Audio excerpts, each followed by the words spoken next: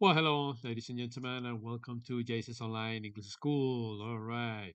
Today we're going to broadcast a level C1 advanced class, okay? Online class number 17, okay? Once again, welcome to JC's Online English School, level C1 advanced. And today we're going to talk about body idioms, okay? This is the third lesson concerning this topic, body idioms, okay? You maybe want to take a look at the other two, body idioms number 1, lesson 15, and body idioms number 2, lesson 16. Okay, so today is the third class.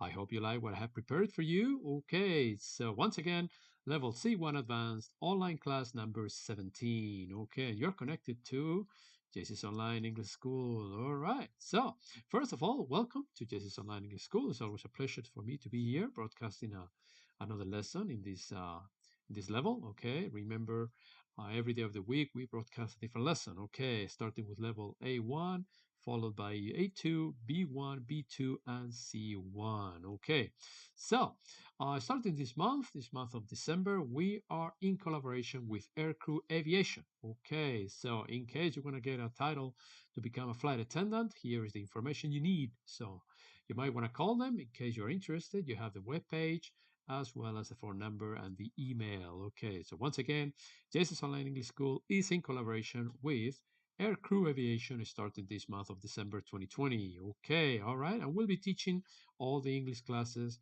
for their students. Okay, so let's move on. As I said before, there are 6 English levels as usual: A1 beginner, A2 elementary, B1 intermediate, B2 upper intermediate, C1 advanced, and C2 proficiency. Here in JC's Online English School, we teach classes from the A1 up to the C1 level. We are not teaching C2 at the moment, but who knows? Maybe in the future we will do it. All right. Okay, let's move on. Today's date. Okay, British. Bottom right hand corner. Today is Sunday, the 27th of December, 2020. Okay, and English, British, or rather American on the top left.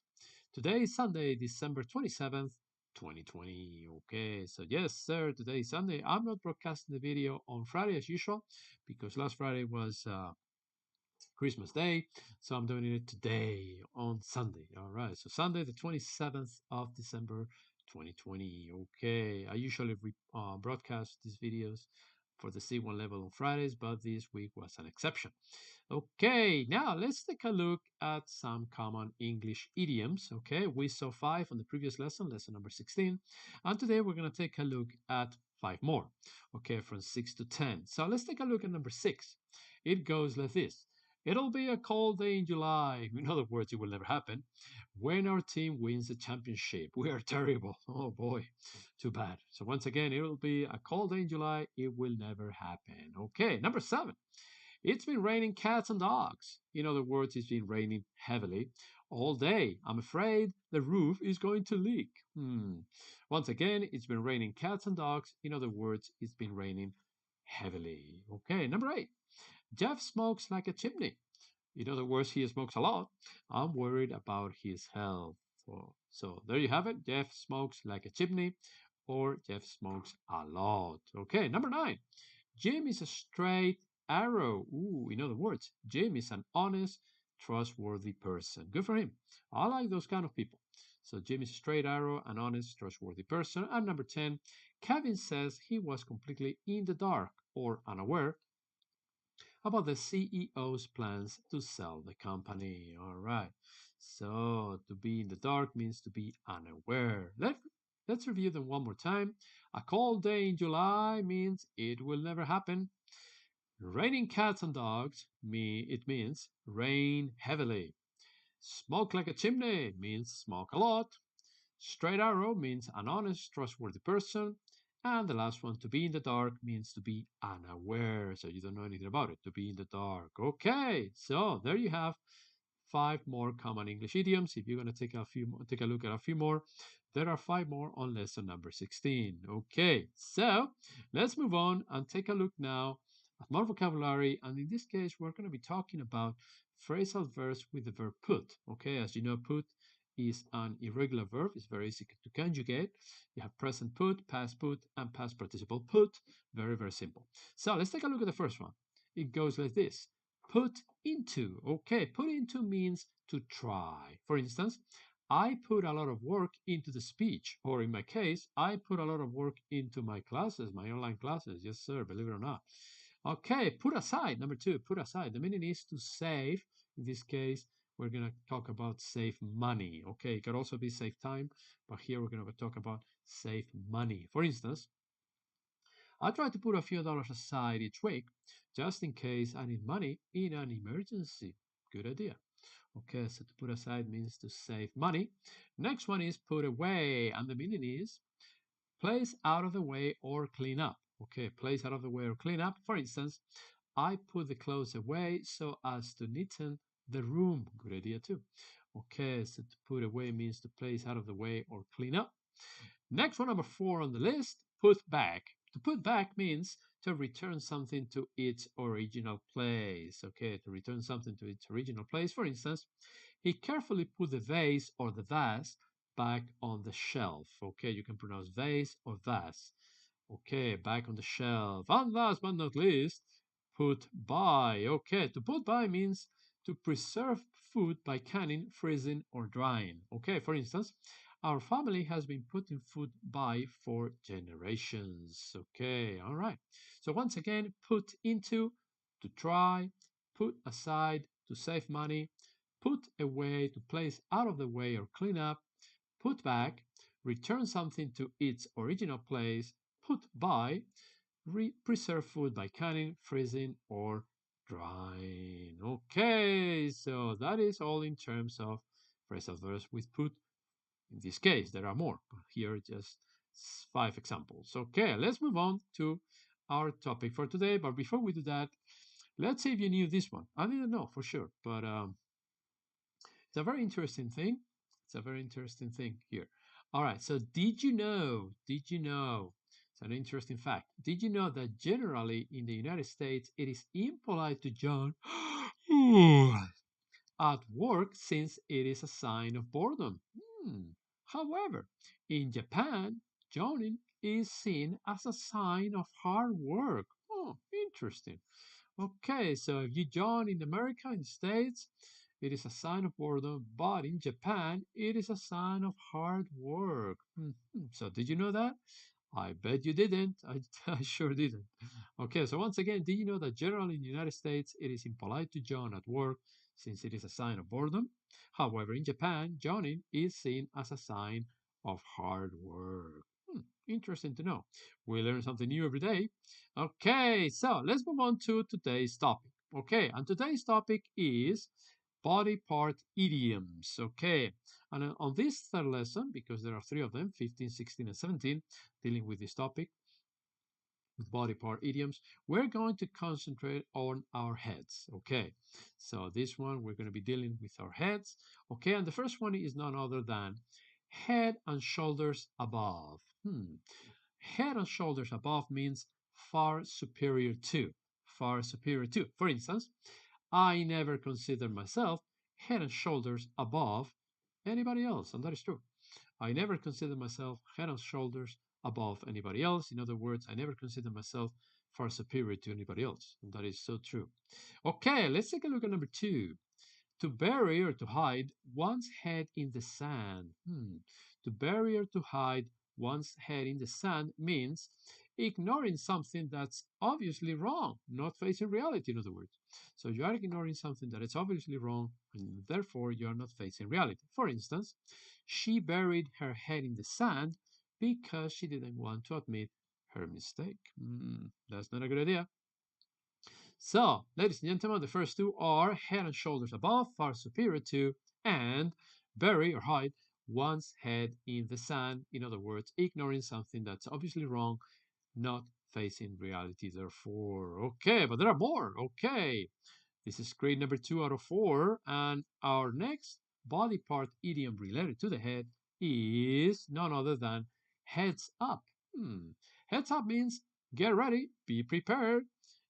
Heads up, get ready, be prepared. For instance, heads up, Susan, you are next. Heads up, Susan, you are next. So that one's quite easy. Okay, let's take a look at another one. It goes like this. Heads will roll. Heads will roll means people will be fired. Example, the company is losing money and soon heads will roll. That's not good. That's not good. So, once again, the last two that we have studied right now are heads up. In other words, be ready or be prepared. Heads up, Susan. You are next. And heads will roll. In other words, people will be fired, the company is losing money, and soon heads will roll. Okay. Let's take a look at screen number 3 out of 4 with two more body part idioms related to head. Okay, and the next one that we have here in front of us is off the top of my head. Off the top of my head means guessing or estimating without full information. Guessing or estimating without full information is the meaning of off the top of my head. For instance, I'm not sure, but off the top of my head, I'd say he has 3 world titles. That's good. So I'm not sure once again, but off the top of my head, I'd say he has 3 world titles. Okay. So there you have it, off the top of my head. Okay, the next one is use one's head. Okay, use one's head means to think, to have common sense. To think, to have common sense. And a good example could be, I know you can solve the problem. Just use your head. Yes, sir, you can solve the problem, but you just have to use your head. Okay, so once again, the last two are off the top of my head, meaning guessing or estimating without full information, and use one's head, or in other words, to think, to have common sense. Okay, everybody has a common sense. Come on, use your head. Yes, sir. Okay, and we are moving on to the last screen related to body part idioms. Okay, screen 4 out of 4. Okay, with two more. Okay, the last two now. And the first one is turn something on its head. Okay, turn something on its head. On its head means reverse something, cause something to be done in a new way. Okay, to reverse something and to do it in a new way. For instance, I'm afraid we've turned the original idea on its head. Okay, so to turn something on its head means to reverse something or cause something to be done in a new way. And the last one for today is head start. Head start means an advantage over everyone else. Head start, an advantage over everyone else. And a good example could be he was given a head start at the beginning of the race. Yes, sir, he was given a head start at the beginning of the race. So, one more time, the last two are turn something on its head, reverse something, cause something to be done in a new way, and head start, which means an advantage over everyone else. Okay, so there you have it for today, body part idioms related to the head. Okay, and let's move on to something different now. And let's take a look at today's thought. Today's thought is the following. Very interesting, I think. It goes like this. Be somebody who makes everybody feel like a somebody. All right, let me read it again. Be somebody who makes everybody feel like a somebody. Okay, all right. So, in other words, try to help people, try to make them feel comfortable. Okay, so that is today's thought. Okay, let me go now. Let me move on to today's joke. Okay, remember in every lesson we have a joke. Again, don't everybody feel offended. These are just jokes. Okay, all right. This one goes like this. Why wouldn't the skeleton go trick or treating? Why wouldn't the skeleton go trick or treating? Because he didn't have the guts. Okay, I like this one. So, one more time. Why wouldn't the skeleton go trick or treating? Because he didn't have the guts. Okay. All right, that is today's joke. All right, so this is all for today, folks. To learn more, please don't forget to subscribe to my channel, JS's Online English School. We're getting close to the magic number of 1,000 subscribers here at the end of the year 2020.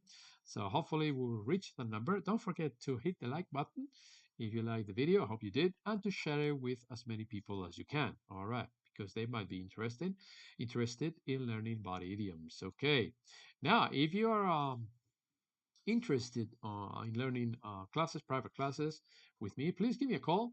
You have the number there on your screen, +34 663 072251, or you can also contact me through my email address at gmailexpress at gmail.com. I have quite a number of students right now because in the end, you need a teacher who can correct you when you speak, when you write, and without that, it's going to be very, very difficult to be fluent. Okay, the videos help, of course, but you need to practice with somebody. All right, so give me a call if you're interested. And well, that's all for today, folks. Thank you so very much for your attention. I hope you have a nice day. I hope you're having a wonderful Christmas and end of the year 2020. And I'm going to wish you a happy new year already, although it's the 27th today, but it's almost finished. This year is almost over. So happy new year, everybody. God bless you all, and I'll see you next time. Bye bye now.